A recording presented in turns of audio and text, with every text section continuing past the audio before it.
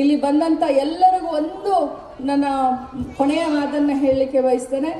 ಕಳೆದ 2 ತಿಂಗಳಿಂದ ಗೃಹಲಕ್ಷ್ಮಿಯನ್ನು ಹಾಕಿರಲಿಲ್ಲ.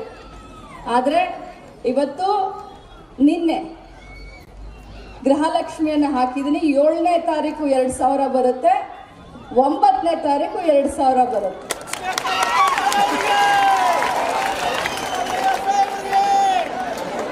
ಮೊನ್ನೆ ನೋಡ್ರಿ ಗೃಹಲಕ್ಷ್ಮಿ ಅಂದ್ರೆ ಹೆಂಗೆ ನಮ್ಮ ಹೆಣ್ಮಕ್ಳು.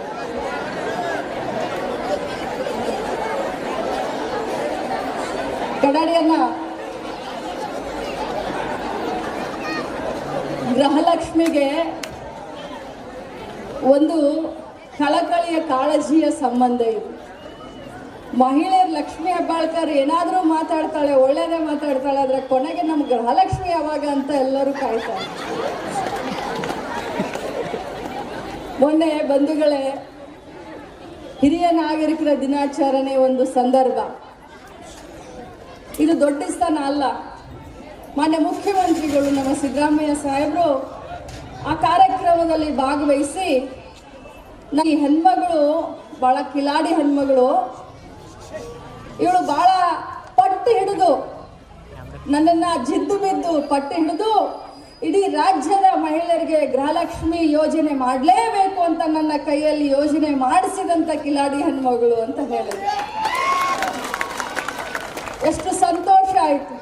ಈ ಒಂದು ಗೃಹಲಕ್ಷ್ಮಿಯ ಯೋಜನೆ ನಾನು ಮಾಡಲೇಬೇಕು ಅಂತ. ಅವಾಗ ನಾನು ಇನ್ನೂ ಮೊದಲನೇ ಬಾರಿ MLA, ಇನ್ನೂ ಇಲೆಕ್ಷನ್ ಆಗಿರಲಿಲ್ಲ. ಏನು ನಾನು ಮಂತ್ರಿ ಆಗ್ತೀನಿ ಅನ್ನುವಂಥ ಕನಸು ಕೂಡ ನನಗಿರಲಿಲ್ಲ. ನಾನು ಯಾವತ್ತೂ ಕೂಡ ಕನಸು ಕಂಡಿರಲಿಲ್ಲ.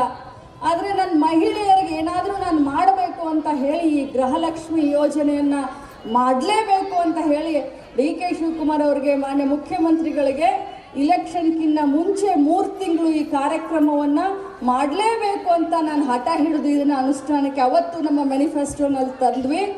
ಆದರೆ ಯೋಗ ಅಂತ ಮನಸ್ಸಿತ್ತು ಅಂತ ಮೋಸ್ಟ್ಲಿ ಬಹುಶಃ ನನ್ನ ಹೆಸರು ಕಾಕತಾಳಿಯ ಲಕ್ಷ್ಮಿ, ಬಹುಶಃ ಈ ಗೃಹಲಕ್ಷ್ಮಿ ಯೋಜನೆಯ ಮಂತ್ರಿಯಾಗಿ ನಿಮ್ಮ ಸೇವೆ ಮಾಡುವಂಥ ಅವಕಾಶ ಸಿಕ್ತು.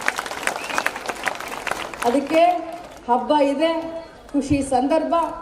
ಒಟ್ಟಿಗೆ 4,000 ರೂಪಾಯಿಯನ್ನು 7ನೇ ತಾರೀಕು 9ನೇ ತಾರೀಕು ತಮ್ಮ ಫೋನಿಗೆ ಮೆಸೇಜ್ ಬರುತ್ತೆ. ಬಂದ ಮೇಲೆ ಮನೆಯಲ್ಲಿ ಏನು ಹೋಳಿಗೆ ಕಡುಬ ಮಾಡಿರ್ತೀರಿ, ನನ್ನ ಹೆಸರಲ್ಲೂ ಒಂದು ತುತ್ತು ಜಾಸ್ತಿ ನೀವು